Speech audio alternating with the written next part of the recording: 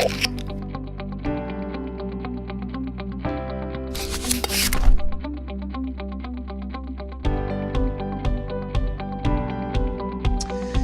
right, gang. Chris Angell back again with our lovely host, Theresa Bastian from Let's Move Austin. Hello, Theresa. Hello. Hi, Chris. Hello, everybody. Hello, everybody. I can't believe it's our second show already. Off we go. Well, I'm excited. You told me that you wanted to talk about interest rates and the power of an interest rate and what that does for your buying power. Absolutely. There's a lot of talk in the news right now about whether the government's going to raise the interest rate, and conventional wisdom is projecting, 3 to 5 interest rate increases this year. 3 to 5? Yeah. That's a lot. I mean, it is, because we've had interest rates kind of artificially low for quite some time. Since the mortgage meltdown, they've been suppressing the interest rates to encourage home ownership and home purchasing and get the market moving. And they're not as concerned about that now because the market is kind of rolling, the economy's stable.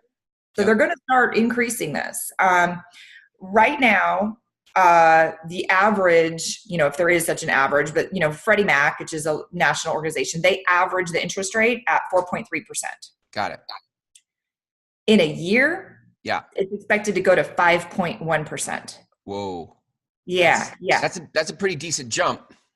It is. And would you like to know what that actually means in terms of a monthly payment? Yes. Hit me with the bottom line, Theresa. All right.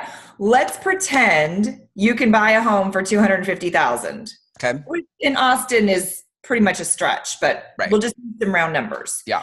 On a $250,000 home at 4.3% interest, so current, your monthly payment is like $1,237. Okay.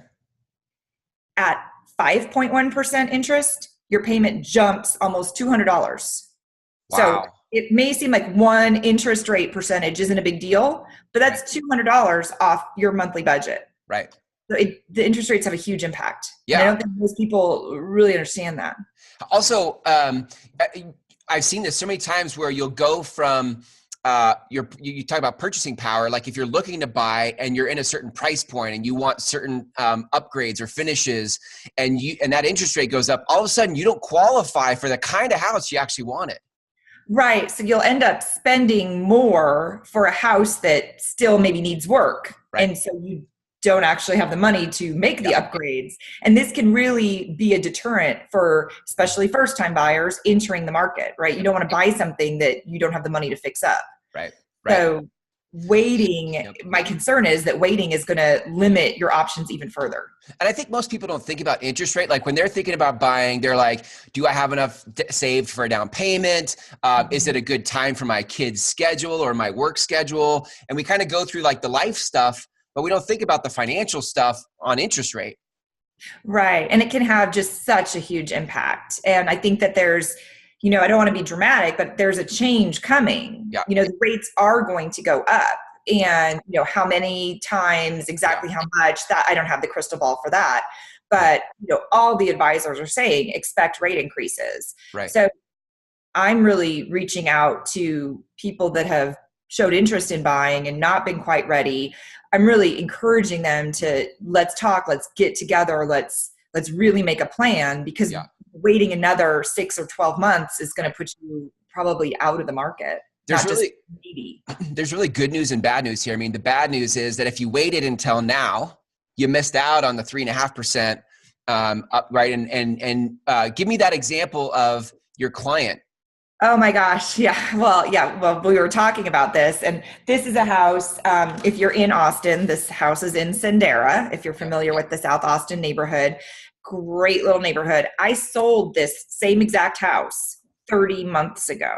So not even 3 years. Okay. So I was the listing agent. I know the house extremely well. Yep. The seller had made a bunch of upgrades before she sold it. And we sold this house for $340,000 in June of 2015. Okay. And that actually set a sales record for the neighborhood. So we had listed it. It sold for over the asking price. Everybody was excited. It was just a great deal, right? We thought 340 was maxing out the neighborhood. Yeah. Well, now the people that bought that house are selling. Their family's grown. they really did no upgrades except for putting in a play set in the backyard. So it's that maybe $2,000, excessively. They are selling that house for $392,000. Wow. So that's $52K in profit. Over 3 years. Not even 3 years. Wow. Not even 2.5 years. Wow. While they've been living there. So they're making the profit while they're living there. Even if you factor in the high side of their expenses on selling that house, just everything that could possibly be charged, they're going to make over $20,000 of net profit in 30 months. Yeah. $733 a month if you're counting. Right. That's not bad. No. That's like, so now the house that we thought was a miracle to sell at 340 is selling for almost 400. Yeah. That's the power of, and I guess that's the bad news for you is if you waited on the 3.5% interest rate where you could have bought a house like that and now it's gone up, like you missed some buying power. But the good news is that it's projected to go up again, so you can still get in on lower interest rates before they go up and have a similar story where your buying power is still pretty strong. Exactly. And in fact, for these particular clients they were the buyers, now they're the sellers, they're able to take that profit and they're investing it to buy a new construction home with tons of upgrades and just everything just the way they wanted. Right. It's a great opportunity. And one that I'd like to see more people, you can't take advantage of that opportunity if you don't start and get in the housing market. Right. Yeah, totally. Or if you're already a homeowner, but you're not thinking about interest rates and you're going, I want to move up or I want to downsize, you want to make some adjustment in life. Sure. Then it's the same principle applies. It's a great point. And right now in Austin, I know it's not true for everywhere in the country, but in many markets, the market's so hot that some people that are existing homeowners that have equity like these guys, they're a little afraid of what to do. Like, what if their house sells, but they don't have the one lined up to buy? Right. So I hate to see people missing the opportunity to accomplish their dreams because of fear. And so when I meet with a client that's a homeowner that has a dream of, something bigger, something newer, something smaller, we can have that consultation and decide if there's a logical plan here before you decide if you're going to sell your house. Yeah. That the knowledge and meeting with someone to see what the options are just makes a lot of sense right now. Absolutely. I know last time on our first episode, we talked about some of the strategies of how to make that work. And I think, for those listening to this, they can go back and listen to that and get a glimpse of, that there are different ways to manage the buying and selling, especially in a hot market. Yeah. I loved that you had at the end of that episode, just an invitation for people to reach out to you and talk about what the different strategies are. I know a lot of what I do, Chris, is talking to people that are in the early stages of trying to think about a decision. It's often, helps them make the decision. People don't have to have their, stuff all wrapped up with a neat little bow and then call me to tell me what they want to do. It's better if we can partner. I think that's this totally rabbit trail from where this conversation started, but it's so on my mind right now from that statement is, I think a lot of times consumers think that real estate agents open doors and put signs in yards. And sometimes they wonder, like, why do agents get paid what they get paid, or why, I don't know that our industry's done a great job of communicating the value that there is. And that's because the barrier to entry for real estate is pretty low. Oh, don't get me started on that topic. We're going to have to do a whole other show on that. I used to I used to be in a real estate school. Right. No, that will be a different episode. We definitely mark that. But the thing is, like, a lot of agents, the reality is a lot of agents got into this business, don't have enough experience, and don't really understand where their own value lies. And I will tell you, based on what you just offered to people, like, the value is in the, I don't want to, and it's not intellectual property, but the value is in your experience and understanding how to help people make really good, smart financial decisions. And you've got to have a conversation with somebody like Theresa to map it out, right? Like, you can't just say, like, hey, I want to go look at this house. Let's go look at a house. That's not the value the agent provides. Right. And I do get calls, and email requests and things like that from my advertising to do that. Right. And, I can show you a house, but it's much more meaningful and smart end result if we have a conversation about what your goals really are. Like for example, can we talk a little longer? I'm working with a seller right now. Her mom and dad just moved into assisted living, and the home is fairly original. It's pretty dated. It hasn't been upgraded at all. We could stick a sign in that yard and sell it for, $300,000 in, multiple offers the first weekend, they'd be done. Right. That would be, the easy thing for me to suggest, just be done. Right. But instead I can't not tell her what the highest strategy would be to make money for that family. Right. So I brought in my contractor. He's met with them. We've gone over design choices. We've got a plan in place for how long the work's going to take, how much it's going to cost, and, whether it makes sense to do that work. I'm going to triple the investment of that work that the contractor is going to do. Yep. I'm going to make them probably another $60,000, $70,000. Wow. But it's going to take time, right? If I was in it to sell it this weekend, I wouldn't have suggested that. But I'd rather take the time and have them with a better result. I love that.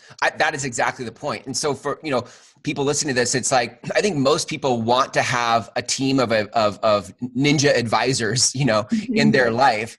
But there's so much noise that they have a hard time sort of filtering that out and finding like how many agents do I have to interview to try to find this kind of ninja? And then who can you trust, and who's just in it to make a quick buck? Those are concerning images of the real estate profession. Yeah. I agree. And I think that's what I love about you creating this show is that this is like we're pulling back the curtain a little bit and having some transparency about the process, about things like interest rates, really tough questions people ask, so that people can start to open their mind to like there is more to this picture than simply opening doors and putting signs in yards, right? Absolutely. And there should be. And there should be. And I think that's what people want. People want a team of ninja advisors in their life that help them make good decisions, because we as consumers can't be experts at everything. That's just not realistic. Right. So most sophisticated consumers want somebody in their corner giving them good advice to make good decisions. And those are the partnerships that are most robust and like they survive. They're not transactional, right? Like, I mean, I don't just sell a house to you and, leave you alone forever and you're, done. There might be a question you have about something to do with your house or, what happens in 3 years when you have equity. That's the value in a long-term relationship. And I know too that and on that, it's not like when somebody calls you, wants to talk about their situation and what their options are, they're not met with a sales pitch from you, because it's not about your need for a commission and a sale. Just like you said with this other family, it's about isolating what they're trying to accomplish and what's the best strategy for them. And then if they want to work with you based on what you've recommended, then that choice becomes self-evident, I think. Right. Yeah. And kind of circling back to where we started and talking about interest rates and, literally, should you consider buying now or waiting till next year? Yeah. I did pull a stat that I wanted to share, and, I'm kind of a data geek, so I want to be sure I have a chance to share it while we're on here. Love some data. I'm gonna show you this really quick. Yeah. All right. So that is a historical sales price trend for the zip code 78745. Yeah. Which is a popular South Austin zip code. Yep. In January of 2014, the median price of a home was $204,000. In that zip code. In that zip code, you could still buy a good, livable, solid house for $200,000 or $200,000. Yep. This year in January, $320,000. Wow. So 3 years. And I do know clients who have been thinking about buying for 2 and 3 years. Yes. Oh my gosh. Wow. I mean, it's a big deal for some people to make the plunge, but you just lost $100,000 of equity. Wow. And now let's say you're even just getting in on an entry level starter home down payment, 3.5% down. That's $3,500 more just in your down payment, not counting your monthly payment. Yep. So I just implore people yes. to put a plan together to get into the housing market if it makes sense. Right. Because if you're not doing it and it does make sense, you're really shooting yourself in the foot. Yeah. I think that is a perfect segue to an invitation for people to reach out to you. If people want to create this kind of a a plan or see what their options are? Like, what can they do to reach out to you for that? The very best thing is probably just to pick up the phone and call me. I mean, it's kind of crazy old school, but call me or email me and we can schedule a time to talk. Yeah. Either it could be a phone conversation, we could have coffee, we could grab a beer, and just see, like, I understand it's a consultation. You want to know your options. I'm not going to like close you so that you buy a house that afternoon. It doesn't work that way. Yeah. Yeah. Give us your number real quick. Oh, it's 512-297-3442. Perfect. And you can text me there as well. Perfect. All right, good. And if people want to kind of browse your site and learn more about you by your site before they actually reach out to you and call you, how can they browse your site? What's your site? Our website is www.letsmoveaustin.com. I love it. Theresa, I feel like it's another good episode, and I got even fired up for our next ones because we got some really good cover. Yeah, no shortage. Put a quarter in me. I'll talk real soon all day. That's good. Me too. Awesome. Theresa, thanks for your time today. Okay. Bye, everybody. Bye.